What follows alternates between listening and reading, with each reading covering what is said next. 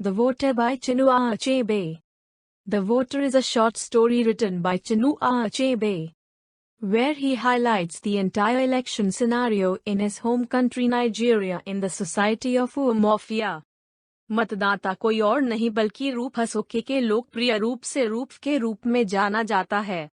वह एक व्यक्ति है जिसे राजनीति में जानकार और सफल माना जाता है, लेकिन वह मधुका से 5 पाउंड की रिश्वत लेने के बाद अपने मित्र मार्कस के प्रति अपनी निष्ठा का प्रयोग करने में विफल रहता है।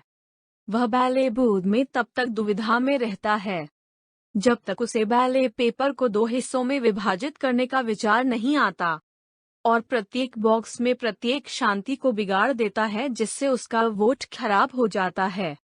समरी। रूफस ओके एक शिक्षित व्यक्ति है जो अनपढ़ लोगों को अपने तरीके से मदद करने के लिए अपने गांव लौटता है। उन्होंने पॉटरकोट में एक साइकिल मरम्मत करने वाले प्रशिक्षु के रूप में काम किया था, लेकिन मुफ्त में उन्होंने अपने उज्जवल भविष्य को छोड़ दिया और अपने लोगों की मदद करने के लिए गांव लौट आए।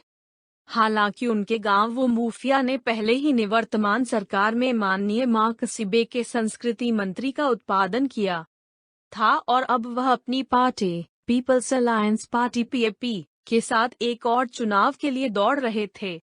चुनावों के समय वह अपनी स्वार्थी जरूरतों और सामाजिक सरोकारों को पूरा करने के लिए खुद को पूरी तरह से शामिल करता था। छतमान्य के लिए एकदम सही सलाहकार था। चुनावों के दौरान मार्कस को अभियान प्रबंधक के रूप में कार्य करने के लिए रूफ के स्वभाव के व्यक्ति की आवश्यकता थी। हमें आगे बताया गया है कि ग्रामीणों के पास 5 साल थे यह देखने के लिए कि कितनी जल्दी और भरपूर राजनीति ने धन, सरदार उपाधि, डॉक्टरेट की उपाधि और अन्य सम्मान प्राप्त किए। वे सोचते रहते हैं कि राजनीति कैसे थोड़े समय में लोगों को बहुत अमीर बना देती है, क्योंकि उनके गांव में आने से पहले ही मार्कस एक मिशन स्कूल के शिक्षक बन चुके थे। कुछ ही समय में वह 2 लंबी कारों के साथ मुख्य माननीय बन गए थे और अपने आप को उस क्षेत्र में अब तक का सबसे बड़ा घर बनाया था और अपने गांव के सम्मान में इसे उमुफिया हवेली नाम दिया था। हालांकि उन्हें श्रेय दिया जाता है कि अपनी सफलता के बावजूद वह अपने लोगों के लिए समर्पित थे। कई बार उसने शहर की अच्छी चीजें छोड़ दी और अपने गांव लौट आया जिसमें न तो पानी था और न ही बिजली। उन्होंने अपने नए घर में बिजली की आपूर्ति करने के लिए एक निजी संयंत्र लगाया था। जिस दिन यह बिशप द्वारा खोला गया था, उसने गांव के लोगों का मनोरंजन करने के लिए 5 बैल और अनगिनत बकरियों का वध किया था। वे सभी उसकी प्रशंसा करते हैं, लेकिन दावत के बाद उन्हें पता चल जाता है कि कैसे उन्होंने बैलेट पेपर की शक्ति को कम कर दिया था। मार्कस को इस बार अपने मतदाताओं को संतुष्ट करने के लिए तैयार किया गया था। उन्होंने पहले ही 5 महीने की तनख्वाह खींच ली थी और कुछ 100 पाउंड शिलिंग में बदल दिए थे और अपने अभियान के लड़कों को पैसे दे दिए थे ताकि वे खर्चों को पूरा कर सकें। हमें बताया गया कि छत इन प्रचारकों में सबसे भरोसेमंद थी।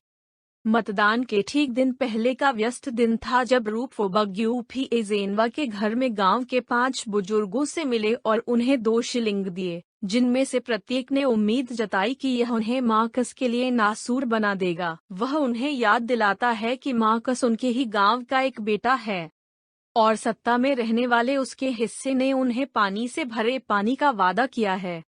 वे उसे सूचित करते हैं कि यह सच है कि वह उन्हें क्या बताता है, लेकिन मार्कस से 2 शिलिंग लेना शर्मनाक होगा क्योंकि वह अब गरीब नहीं है। वह अब अमीर है और एक महान व्यक्ति के रूप में अपनी चीजें करता है। वे उसे एक कहावत देते हैं, लेकिन आज हमारा दिन है, हम आज इरको पेड़ पर चढ़ गए हैं और हमें जरूरत पड़ने वाले सभी जलाऊ लकड़ी को नीचे नहीं उतारना मूर्खता होगी। वह समझ गया कि उन्हें फायरवुड से क्या मतलब है, क्योंकि वह भी मार्कस से जलाऊ लकड़ी से लाभान्वित हो रहा है।